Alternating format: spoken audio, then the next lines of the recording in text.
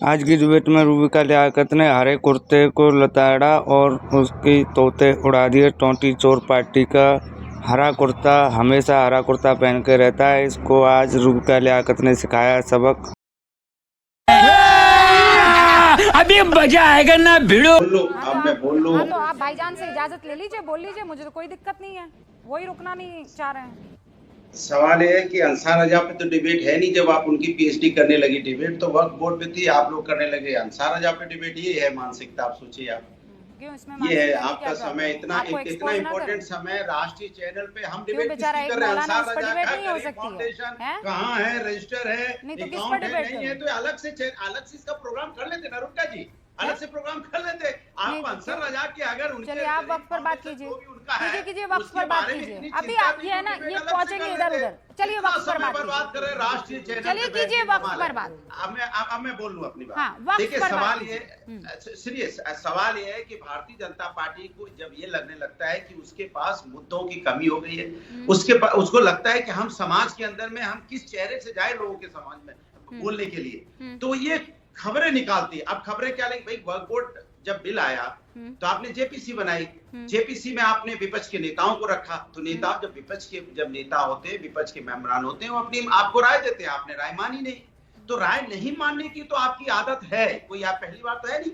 इसके पहले भी किसान बिल बनाया था, तब भी आपने राय नहीं मानी थी। तो किसान आंदोलित हुए थे ना, किसान धरने पे बैठे थे ना। किसानों को भी तो आपने खालिस्तानी पाकिस्तानी बोला था, वो आप भूल गए क्या? किसान को आपने क्या क्या नहीं बोला, कपड़े से पहचान रहे थे। किसान एक साल तक धरने पे बैठा रहा। किसान वो जो देश की लाइफलाइन है, किसान वो जो देश की आत्मा है, उसको कितना दर्द दिया आपने। वो जो यहाँ पे किसान किस तरह से यहाँ पे अन्न उगाता है, वो यहाँ पे बारिश में, सर्दी में, धूप में बैठा रहा एक साल तक। रुकिए ना उसी पे आ रहा हूँ।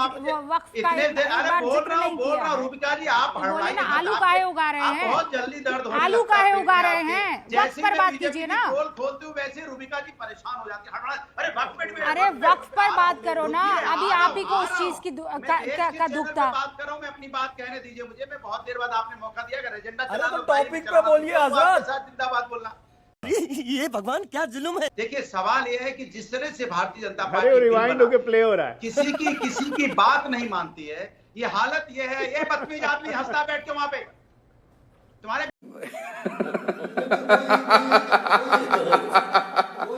बीच में बोला क्या, मैं टोपी लगा के आ जाता है। अरे विषय पे बोलो। तू कौन होता है? अरे कुर्ते को बदनाम कर दियो, मैंने तो टोपी की इज्जत बना ली है।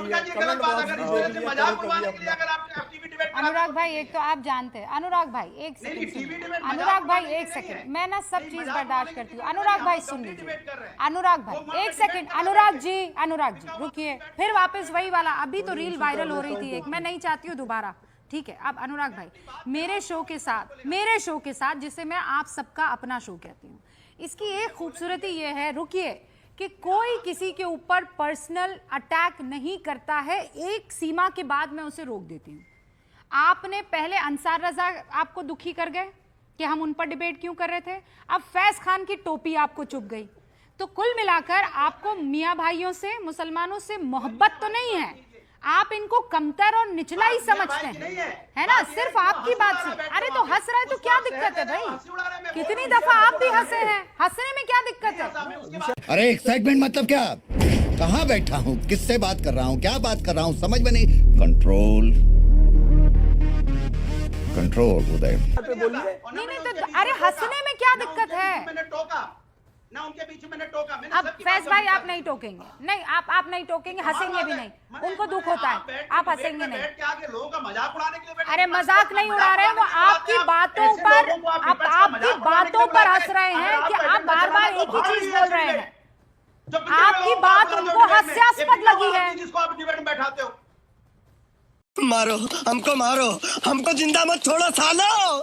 हम कोई मंदिर का घंटा है कि कोई भी आके बजा जाता है। कमाल है, हम लोग डिबेट करने आए। ये आप तय नहीं करेंगे अनुराग भदौरिया की रूबिका लियाकत, न्यूज़ 18 इंडिया किसको डिबेट में लाता है और किसको नहीं, ये आप डिसाइड नहीं करेंगे।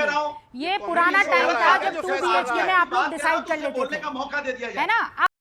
यही नहीं, अभी और सुनिए। अब नहीं होगा, अब आप डिसाइड नहीं करेंगे।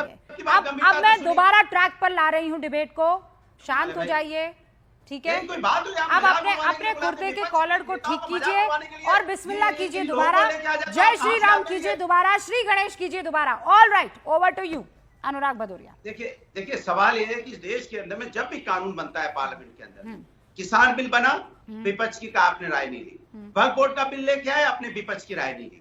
जब आप विपक्ष की राय लेते नहीं है, कोई बिल मजबूत बनता नहीं है, तो जनता उस पर सवाल उठाती है, क्योंकि विपक्ष जो होती है वो जनता की आवाज है। सत्ता पक्ष तो सत्ता बन के बैठ गई हो तो वोट लेके, अब वो जनता की तो सुनती नहीं है। जनता की आवाज विपक्ष होता है, इसीलिए पार्लियामेंट के अंदर में सत्ता पक्ष और विपक्ष होता है। हम जब जनता की आवाज बन के बोलते हैं तो आप हमारी राय को नहीं मानते हो। जब हमारी राय को नहीं मानते हो तो जनता अपनी भावनाओं को लोकतांत्रिक तरीके से विरोध प्रदर्शन का करती है। इस्तेमाल नहीं इसमें कर बुराई रहे क्या है? हैं, डेमोक्रेटिक राइट्स का इस्तेमाल नहीं कर रहे हैं। अजय आलोक जवाब दीजिए। सवाल तो ये है कि जेपीसी आपने बनाई तो किस लिए बनाई थी? ये सिर्फ धता था? डेमोक्रेसी का नया डेफिनेशन अभी आपने भदौरिया से सुना ना, विपक्ष जनता की आवाज। तो सत्ता पक्ष कैसे आता है?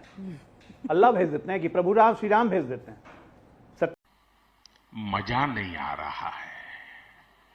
सत्ता पक्ष भी तो जनता ही चुन के भेजती है। डेमोक्रेसी का नया डेफिनेशन देने आ गए। जेपीसी आप नहीं जानते क्या होता है? आज से जेपीसी बन रही है, बहुमत के आधार पर ही जेपीसी का फैसला होता है ना। बहुमत के आधार पर ही सरकार बनती है कि नहीं? नहीं तो आप ही बैठ जाते सत्ता पक्ष में बिना मतलब का। एक ही बात को rewind play Bharatiya Janata party. अब एक मिनट अनुराग जी, मैं आपके बीच में नहीं बोल रहा। खत्म, bye bye, tata, goodbye, गया।